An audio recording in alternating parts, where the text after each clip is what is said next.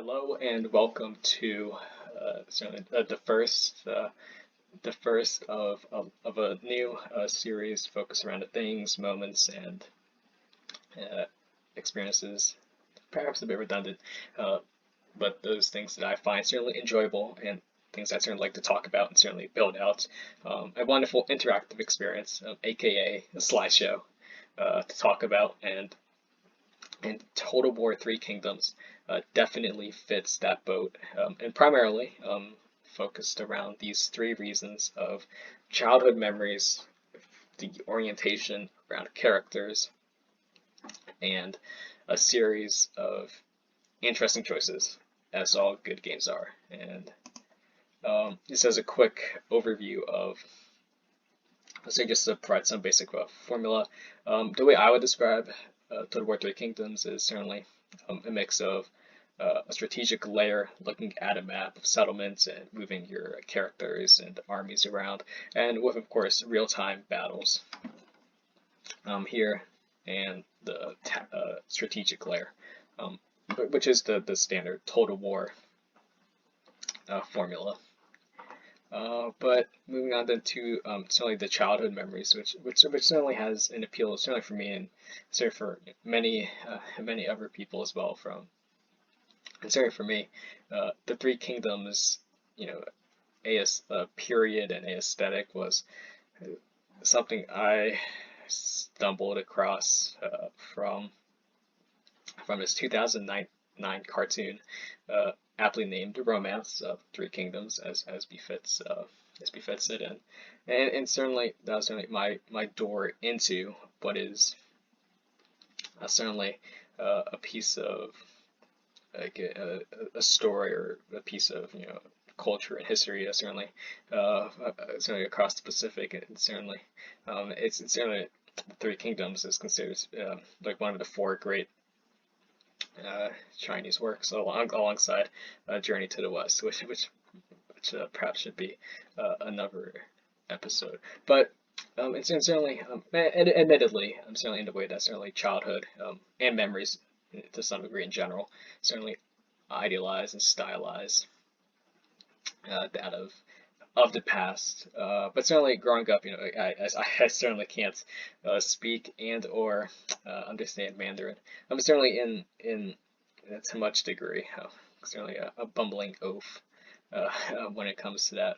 And certainly, I'm sure that as any of us who have watched a piece of media or conversation, certainly that one can't fully understand when one falls back on recurring like visual rhetoric and sort of trying to pick up story elements from like those facial features or facial expressions, I should say, and characters and those designs and whatnot. And that was certainly my experience with Three Kingdoms, and certainly to a degree, right? To a degree that essentially becomes a piece of art, certainly, right? In that a piece of art is static and certainly nuance behind it, and you can't speak to it just as certainly with my limitations with the medium of of of a motion picture. I certainly was lacking and that lacked that position. So from that point, essentially, then the Three Kingdoms, and certainly my exposure to it through that wonderful 2009 cartoon that you can find on YouTube. The full playlist is on YouTube. But certainly from that context, and like certainly like these things, like it wasn't really so much like a story because I couldn't understand the story, more so just like an idea of like visually interesting and interesting things I can only hope to glean insights from. And then Three Kingdoms, the game, comes along and so the Three Kingdoms, in terms of in most of the ways it's represented, focuses around Liu Bei. Yeah, yeah, horrible pronunciation slash accent uh, with that, reinforcing the prior point. But still, legendary characters, especially like Liu Bei, and certainly a very recognizable figure already within the the gravitas and focus of Liu Bei of Zhang Fei, and certainly like legends from the cartoon. I recognize it from the cartoons, right? Certainly, you know Liu Bei, Zhang Fu, Guan Yu, Guan Yu, what and it's certainly very distinctive, uh, paragons of representing the people, certainly in the setting and the actually the context of and the lore of the Three Kingdoms. But then here I am, playing Three Kingdoms, and here I am, actually getting to fight a tactical battle, against them, and again, with other legendary characters from the setting, such as Lady Zhuo, and certainly that's certainly sort of building off the childhood nostalgia and like awe. Like this is quite a way to sort of bring that to the front, and certainly it's uh, in terms of the encounter.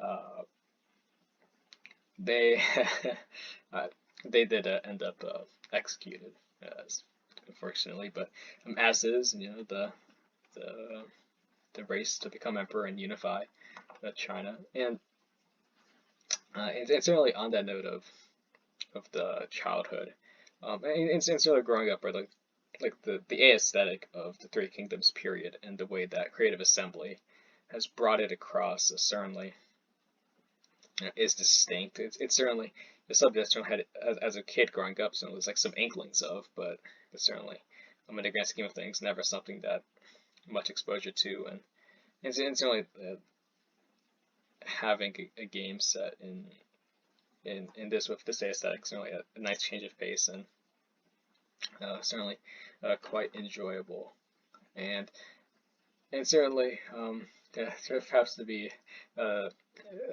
bit of a worrying scene. But certainly there's the famous quote, "A bird in the hand is worth two in the bush," and perhaps it's certainly taking away from its original meaning and context, but certainly in that's certainly what is physical, what is tangible, is certainly you know quite something that's special compared to something that's intangible. That's the game is active, and I get to interact with these legendary characters. While the my previous experiences were certainly good, but they were certainly limited in being a passive viewing experience, and so the abstract through Three Kingdoms 3K has become real. And I can play as any number of these legendary characters. Apologies to Lubu for not having the intonation on the with the characters, and so it's certainly from this childhood nostalgia perspective, Three Kingdoms certainly brought that to life in an excellent way that I certainly find quite gratifying, and it certainly is a quite distinct, to be able to bridge uh, that gap from childhood, to being where I am today. And moving on to the next reason, certainly Three Kingdoms, it's another big appeal, certainly the characters and the stories. There's the wonderful quote, "Single death is tragedy, million deaths are statistic," and it's really like a grievance I find with many mediums, from literature to movies to anything, many other things, certainly life in general, is how certainly that history discounts, like how history is really just a sum of like individuals like you and I, and certainly the way history is told, like it certainly desensitizes like like the fact that these events wouldn't have happened without people making conscious decisions, and also like the sort of law of large numbers makes things certainly less interesting and or less impactful. So the marginal impact of say 20 million dead people versus 50 is like from 21 to 22 to 23. It's marginal, and certainly from that context of what I dislike about how history depersonalizes events by completely like 50,000 people died in this encounter. Well, person number one through person number 50,000 certainly had made choices that influenced the outcome. we're certainly, stepping outside of, military history, which is a bit of a trope or a bit overplayed, but certainly, in the all like historical events, and certainly like inventor of the wheel certainly wasn't working in isolation, and certainly on that note, then certainly just it's a slight segue, like pieces of work that certainly work and resolve that tension to me are certainly like Studs Terkel's The Good War or History of World War II, which certainly shows like the actual a small snapshot, admittedly, of certainly the reality that these events are real people, regular people like you and I, that could have been in a different time, and certainly. And this is certainly a bit of a leap, but certainly centering around main characters as a focus. Certainly, or like not saying main characters, but certainly like having characters, not nameless faces. And certainly like Harry Turtledove books do it. Certainly Michael Lewis books do it by personalizing like big events into through the lens of people. And certainly George R. Martin's A Game of Thrones book do the same as well. Certainly, when it comes to Three Kingdoms, it certainly does quite the good job of leaning into characters and allowing them to create unique dynamics and choices, as we'll get into later. Certainly in other games I enjoy, like XCOM, I name my squad members, and certainly when it comes to strategy games or Total War, I certainly that like other Total War games, like they're not really personality driven, or the characters are not really entities as much as just a conglomeration of skills and points. And certainly for like other grand strategy games I do enjoy, like Civilization, the personality is just one entity that's constant throughout the progression. And even in Warhammer, the characters aren't really characters as much as in terms of how they interact with one another. But Three Kingdoms it works through this and does it in a dynamic and different way compared to those titles. So certainly, both the first of which is certainly the relationship tree. I have two of them. The bottom and larger one is certainly from a playthrough I'm doing with Swin Jian. And certainly, like this way, it certainly creates like certainly a living world in contrast to just static binary choices, whereas it's certainly a dynamic in its effect and functioning. And the lure of Three Kingdoms is certainly the focus on these epic heroes and villains and people caught in between. And Three Kingdoms, like the game, certainly addresses this fact and belies it. And certainly when it comes to gameplay itself, which it certainly creates whether it's a release after a battle to release a character or execute, or whether to how does it affect your diplomacy. It's certainly just from a and so this is the great thing when a game's mechanics can not only like work to the setting itself and also like the fundamental themes and concepts that create the setting and make it the engaging thing that it is. And certainly the family tree isn't novel, certainly, but it certainly does add into the unique setup of Three Kingdoms of building a dynasty and certainly the family tree's natural progression of that. And so like Rome 2 has, I already hear it, Rome 2 has a family tree, quote unquote, but again, it's, do you really know who like their starting character doesn't really matter, whereas it's not a legendary figure or given that position compared to say, like the actual setup you get here, like, and so when it comes to sort of roster, these characters that you read about or that you hear get referenced in different things, and Three Kingdoms certainly brings them to life, from the legendary schemer Cao Cao to the Northern Defender Gong Sun Zhan to the legendary trio from the Peach the Peach Garden. It's certainly quite engaging and wonderful to see these characters brought to life, and even more so. I haven't gotten to the mods yet, so to make them unique, or the Wu Renaissance. So certainly even more characters, and certainly with the these DLCs, there's more characters, and it's certainly again it's certainly between having faceless interactions with nameless characters. Certainly, having this optionality certainly stands out. And again, for the amazing epic setting of the Three Kingdoms period, which encompasses, the entity that is China.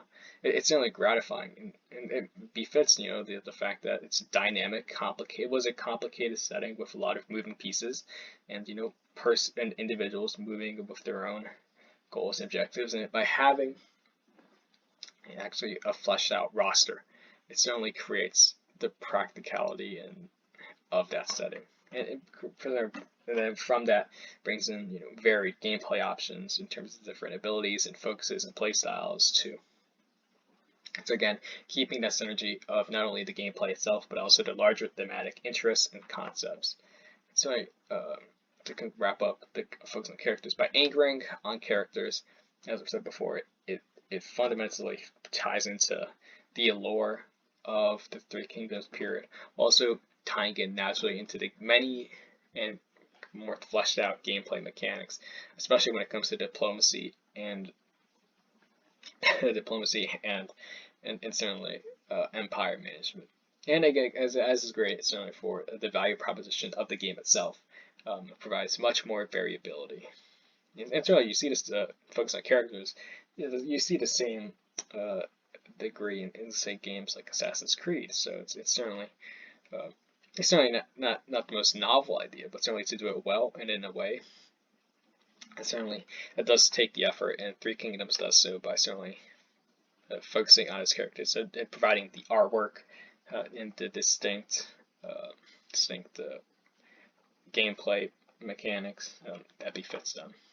And certainly when it comes to there's the saying that all a game should be a series of interesting choices, and that's ultimately what good games are. Whether it's a first-person shooter, we have to make complicated. It's certainly instinctive to a degree, but if you're making interesting choices about what to do, where to target, what you're doing, and certainly to strategy games of do I do this, do I do that, and certainly Three Kingdoms does so. And so just a quick highlight of how it does that series of interesting choices. To make interesting choices, you need optionality. You have to have pros and cons. You have to give something up to get something, as is decision making, or complex and hard decision making. And what's gratifying, it wouldn't be the most enjoyable to have a clearly set out path and progression, but there clearly only being one right answer, because that simply would not be a series of interesting choices. It would be a linear series of simple choices, which would be mindless to a degree. And certainly, as a way to highlight that, is certainly with Three Kingdoms, you having the standard total war formula of wanting to build out an empire, build up your economic base, build out your armies. But whereas what Three Kingdoms does in a good way compared to say Attila or Rome 2, and it does this along in a way of say Warhammer 2's Vortex campaign, is by having a larger overarching set of things that are. And from that clearly, you have the question of say, do I solidify this province by solidifying the last settlement, or do I take steps towards challenging my other competitors to the emperorship? And so that sort of provides sort of time constraints, so it creates tension and pressure from that. It underlies the mechanics of diplomacy and foresight, and so by having those. So from those you clearly have two progressions of the pure traditional empire building, where in the larger narrative storyline, and then from those you have all of your descending trees and branches of. It certainly creates quite the potent formula, and certainly belying the point in a visual setting from a campaign I was working on. So my capitals here. I have my vassals, and then here, so I'm at war pretty much. Everybody in the red or dark red. All right, so I have a choice of say like solidifying and clearing out my west, or do I work towards the narrative focus of of the series, which is to be emperor, and or do I prioritize going this way? Do I prioritize uh, taking out my rivals, or do I save money to develop my economic base? And from that, the series of interesting choices is made thanks to the design choices by the developers. And then I'm certainly on that note, and in terms of the narrative arc that was I'm hinted at, but certainly good narratives that engage audiences are essentially, as the Faulkner quote, the human heart in conflict with itself. And certainly in Three Kingdoms, it comes across certainly in say like Leo, Bay, and South its progression. But certainly that again adds to the grandeur and of Three Kingdoms of the idea of reunifying that which unifying the nation. And so you're avoiding the standard Total War shortfall of simply painting to map, which becomes boring. And certainly lacks any greater purpose besides just doing it to paint the map because the game lacks any other larger overarching purpose. Whereas with Three Kingdoms, you actually do have a purpose, which means a greater optionality. The gameplay itself is focused with a series of choices, and certainly works. And to surmise, Three Kingdoms certainly works from just like breathing a setting into life that certainly was certainly present, but yet transient from my childhood. So the orientation of characters certainly captures the grandeur and replayability of this title. And then finally, as any good game is, it creates a series of interesting choices from the conflicting nature of your traditional Total War formula of empire building, whereas yet having the larger focus on becoming emperor and that give and take and how that falls into how you use your characters, where your tactical choices on the battlefield in terms of where you attack, where you defend, and it certainly fleshes that out in a way that certainly, in my mind, trumps all of the rest of the Total War series. Certainly the historical ones from like Rome 2 or Attila, which certainly lack that two-sided equation. And so hopefully that those reasons certainly aren't only viable for me. So I don't think I'm the only one out there who certainly has the monopoly on watching the only cartoon romance of the Three Kingdoms or having read. I sort of think that the setting is fascinating and some of the thematic, and certainly certainly for certainly a Western audience certainly want to have that